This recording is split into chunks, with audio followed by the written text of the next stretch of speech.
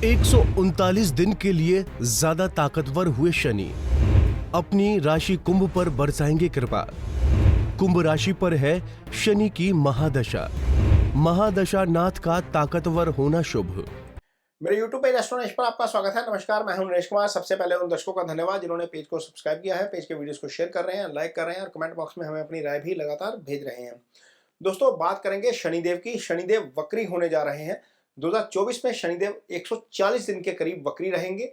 ये समय शुरू हो रहा है 30 जून को। लगभग 29 जून रात को वक्री हो जाएंगे। मिडनाइट के आसपास ये वक्री हो जाएंगे। ये 30 जून ही आ जाएगी। यदि हम कैप्रे वाला कैलेंडर यूज करेंगे तो 30 जून ही आ जाएगी। तो 15 नवंबर तक शनि वक्री रहेंगे। 139-140 दिन के आसपास का पीरियड है जब ये वक्रावस्था रहेगी। लेकिन इसका इतना इंपॉर्टेंस क्यों है? वक्रावस्था आखिर होती क्या है और वक्रावस्था की इतनी इंपॉर्टेंस क्यों है किसी भी प्लैनेट की, इस पे सबसे पहले जानकारी हासिल करते हैं। तो हमारा जो ब्रह्मांड है वहां पर दो तरह के प्लैनेट्स हैं। एक है जो सूर्य के बिल्कुल साथ रहते हैं, बुध और शुक्र। इनकी मैक्सिमम दूरी 47 डिग्री होती है। बुध लगभग 27 डिग्री दूर रहते हैं मैक्सिमम, और जो शुक्र है वो लगभग 47 डिग्री दूर रहते हैं मैक्सिमम। लेकिन जो बाकी प्लैनेट हैं, मंगल, गुरु और शनि, ये दूर भी चले जाते हैं, पास भी आ जाते हैं। किसी भी कुंडली में आपको गुरु के सूर्य के साथ शुक्र और बुध आमने सामने नहीं मिलेंगे, ये पास में मिलेंगे। लेकिन शनि, मंगल और गुरु आपको अस्त भी मिल जाएंगे और आप बिल्कुल सामने होकर वक्री भी हो जाएंगे। कारण यह है कि ये प्लेनेट जब सूर्य से 120 डिग्री दूर जाते हैं तो ये वक्र अवस्था में आ जाते हैं। तो जब तक घूम के दोबारा विदिन 120 डिग्री नहीं आते, ये वक्री ही रहते हैं। अब शनि 30 जून को वक्री होंगे और दोबारा 15 नवंबर को 120 डिग्री के दायरे में आएंगे। तो ये वक्री अवस्था में जो है वो रहेंगे।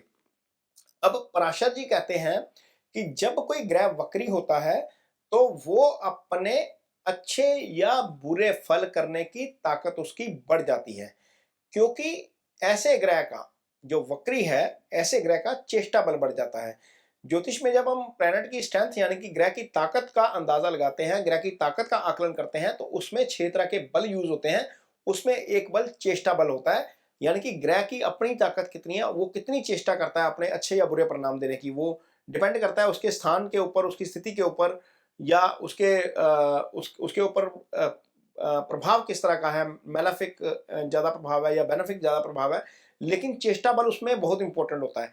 तो वक्री अवस्था का जो प्लैनेट होता है उसका चेष्टा बल बढ़ जाता है, यानी कि वो अच्छा या बुरा परिणाम जो करेगा वो पूरी चेष्टा के साथ करेगा। इसलिए ज्योतिष में इसको बहुत अहमियत दी जाती है जब प्लैनेट वक्री होता है, और खासतौर पर शनि को ज्यादा दी जाती है क्योंकि शनि स्लो मूविंग प्लैनेट है और सबसे ज्यादा समय तक एक साल में वक्री रहते हैं। अब शनि वक्री आए हैं तो कुंभ राशि जो शनि की अपनी ही राशि है, इसका क्या फायदा करेंगे ये जानते हैं। कुंभ राशि के जातकों के लिए बहुत सारे ऐसे जातक सोच रहे होंगे हमारे ऊपर तो शनि की 7.5 चल रही है, शनि की 7.5 का दूसरा फेज चल रहा है। घबराइए मत। शनि की मूल त्रिकोण राशि कुंभ है और कोई भी, चाहे वो ग्रह हो चाहे इंसान हो, अपने घर का नुकसान नहीं करता। इसलिए 7.5 से तो मत घबराइए। सबसे पहली बात तो ये, हालांकि शनि की दृष्टि कई बार नुकसान करती है, लेकिन 7.5 से उतना घबराने की जरूरत नहीं है कुंभ राशि के जातकों को। तो यहां पर शनि कुंभ राशि के जातकों के लिए ऊपर से गोचर कर रहे हैं, और ऐसे जातक यदि 25 से लेकर 45 साल की उम्र के हैं या 30 से लेकर 50 साल की उम्र के हैं तो उनके ऊपर शनि की महादशा भी चल रही है। आप अपनी कुंडली खोलिए, यदि आपकी एज ये है तो आपके ऊपर शनि की महादशा चल रही है। तो अब महादशा नाथ आपकी राशि का स्वामी वक्री अवस्था में आ गया, और कहां पर है? गुरु के नक्षत्र में। गुरु के नक्षत्र में गुरु किस चीज के कारक हैं? गुरु ज्ञान के कारक हैं, गुरु संतान के कारक हैं, गुरु धन के कारक हैं। तो शनि किसके फल करना चाहेंगे? गुरु से संबंधित फल करना चाहेंगे। वक्री अवस्था में है, आपके लिए क्या है? लगन के स्वामी, राशि के स्वामी। राशि का स्वामी क्या होता है? शुभ होता है। तो शनि शुभ फल ज्यादा करना चाहेंगे इन 140 दिनों में। तो 140 दिनों में निश्चित तौर पर कुंभ राशि के जातकों को अच्छे फल मिलेंगे। किस तरह के मिलेंगे ये जानते हैं। सबसे पहले तो राशि से संबंधित फल मिलेंगे। अब राशि आपकी, आपका स्ट्रक्चर भी है, बॉडी भी है, आपकी हेल्थ भी है, आपकी वेल्थ भी है, आपका स्टेट ऑफ माइंड भी है, और आपका बॉडी का ऊपर वाला पार्ट यानी कि ये हेड भी है। तो ये सारी चीजें आपको, आप खुद में एंथुसिज्म फील करेंगे। थोड़ा सा आपको लगेगा कि थोड़ा सा ना उत्साह बढ़ गया, थोड़ा सा काम ज्यादा कर लिया जाए। शनि चूंकि कर्म के ही कारक है, इसलिए वो कर्म ही आपसे ज्यादा करवा देंगे। अब कर्म ज्यादा करवाएंगे तो निश्चित तौर पर धन भी बढ़ेगा। चूंकि शनि गुरु के नक्षत्र में है तो निश्चित तौर पर वहां पर फायदा धन का देना चाहेंगे। अब राशि एक्टिव हो गई आपकी, यानी कि आपका राशि स्वामी ही बहुत अच्छी स्थिति में चला गया, वक्री अवस्था में आ गया, महादशा नाथ भी है, अगले कुछ साल तक महादशा भी शनि की चलनी है। दृष्टि तीसरे भाव के ऊपर है, तो तीसरा भाव क्या है? पराक्रम का भाव, छोटे भाई का भाव। भाई के तरफ से अच्छी खबर आ सकती है, पराक्रम बढ़ेगा आपका, पराक्रम के साथ आप काम करेंगे। तो पराक्रम के साथ काम करेंगे तो निश्चित तौर पर फैसले जो हैं वो स्ट्रॉन्ग लेंगे, स्ट्रॉन्ग डिसीजन लेंगे, तो उसके स्ट्रॉन्ग रिजल्ट्स भी आएंगे आपको 140 दिन के दौरान। तो ये चीजें आपके साथ होती हुई नजर आएंगी आपको शनि की वक्र अवस्था में। अब शनि यहाँ पर बैठे हैं तो सामने सातवीं दृष्टि से किसको देखेंगे? पार्टनर के भाव को। तो निश्चित तौर पर वो एक्टिव हो गया। सिंगल है तो शादी हो जाएगी, यदि शादीशुदा है तो वहां पर चीजें आपको सही दिशा में ही रहेंगी आपकी। यदि कुछ गड़बड़ भी है तो तालमेल होता हुआ नजर आएगा। सबसे इंपॉर्टेंट दृष्टि 10वीं कर्म स्थान के ऊपर, कालपुरुष की कुंडली में शनि की मकर राशि यहाँ पर आ जाती है। 10वें भाव को कर्म का भाव कहा जाता है, कर्म के भाव के शनि कारक है। हालांकि बुध भी कारक होते हैं इस भाव के, लेकिन जब शनि की दृष्टि कर्म स्थान के ऊपर है, आपके कारोबार वाले भाव के ऊपर है, आपकी नौकरी वाले भाव के ऊपर है, और वो वक्र अवस्था में है, वो अच्छे परिणाम देना चाह रहे हैं, वो गुरु के नक्षत्र में है, तो निश्चित तौर पर आय में वृद्धि का काम कर जाएंगे, आपकी पोजीशन में वृद्धि का काम कर जाएंगे, आपके कारोबार में वृद्धि का काम कर जाएंगे। ये सारी चीजें आपको होती हुई नजर आएंगी। कारोबार के फ्रंट के ऊपर कोई नया काम शुरू करेंगे, वहां पर भी आपको फायदा कर जाएंगे, और जाते जाते साथ ही एक विदेश का चक्कर भी लगवा जाएंगे। कारण क्योंकि शनि की मकर राशि 12वें भाव में पड़ी है, 12वें भाव से विदेश यात्रा देखी जाती है, तो विदेश यात्रा के लिए भी ये भाव एक्टिव है। जिन लोगों का विदेश से संबंधित काम है उनको भी फायदा होगा। जिन लोगों ने अपनी फाइल लगवानी है, आगे बहुत सारे स्टूडेंट्स अप्लाई करेंगे स्टूडेंट वीजा के लिए, क्योंकि ये एक पीरियड होता है जब स्टूडेंट वीजा के लिए एप्लीकेशन पहुंच जाती हैं। तो यदि आपकी राशि कुंभ है और आप बाहर जाने का सपना संजो रहे हैं, तो आपको निश्चित तौर पर इस अवस्था में आपको इस चीज का बेनिफिट होगा। और यदि आप फाइल लगाते हैं वहां पर, तो आपको इमिग्रेशन से संबंधित मामलों में हेल्प मिलती हुई नजर आएगी, क्योंकि शनि उस भाव के भी स्वामी है जहां से विदेश का विचार किया जाता है कुंडली में। तो ये चीजें होती हुई नजर आएंगी कुंभ राशि के जातकों को।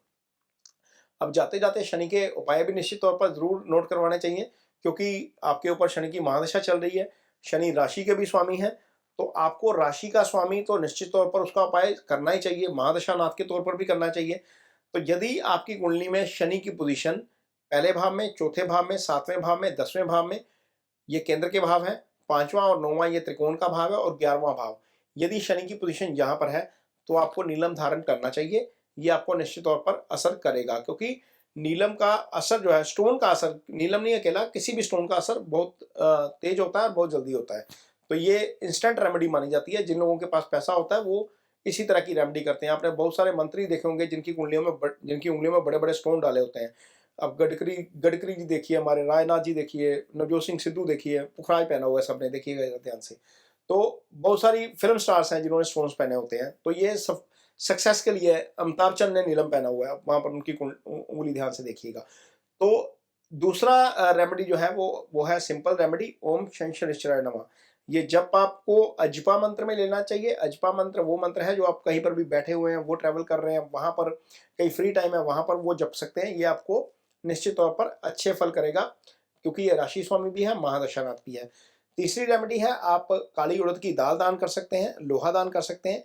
ये शाम के समय करिए। यदि कोई रेमेडी करनी है तो उसका संकल्प जरूर लीजिए, क्योंकि संकल्प के बिना की गई रेमेडी जो है वो असर नहीं करती। भले ही आप स्टोन पहनते हैं, उसको भी मंत्राज के द्वारा एक्टिव किया जाता है, आपका नाम और गोत्र बोल के साथ में, और आपका नक्षत्र भी बोला जाता है साथ ही। यदि आप रेमेडी कर रहे हैं दान की, तो दान करते समय भी आपका नाम, गोत्र और उस समय का नक्षत्र और जो दिन होता है वो वार बोला जाता है, सारा उसको एक्टिव किया जाता है। तो ये चीजें संकल्प लेकर करिए। और यदि आपके पास ऑफिस में कोई स्टाफ है, आपकी कोई फैक्ट्री है, आपके अंडर स्टाफ काम करता है, जो आपका जूनियर है, जो सबॉर्डिनेट है, जितनी भी निचला तबका है समाज का, शनि उसको रिप्रेजेंट करते हैं, उनके साथ रिस्पेक्ट से पेश आइए। ये बिहेवियर वाली रेमेडी है, ये बहुत अच्छा काम करती है शनि की रेमेडी के तौर के ऊपर, क्योंकि जितना लोग शनि को रिप्रेजेंट करते हैं उनको यदि आप खुश रखते हैं तो शनि के आपको अच्छे परिणाम देखने को मिलते हैं। तो ये शनि के वक्री होने का कुंभ राशि के जातकों के ऊपर असर है। ये वीडियो आपको कैसा लगा, इस पर कमेंट बॉक्स में अपनी राय जरूर दीजिए। यदि ये वीडियो अच्छा लगे तो उसे शेयर जरूर करिए, पेज को सब्सक्राइब जरूर करिए। इसके साथ ही मुझे दीजिए इजाजत। नमस्कार।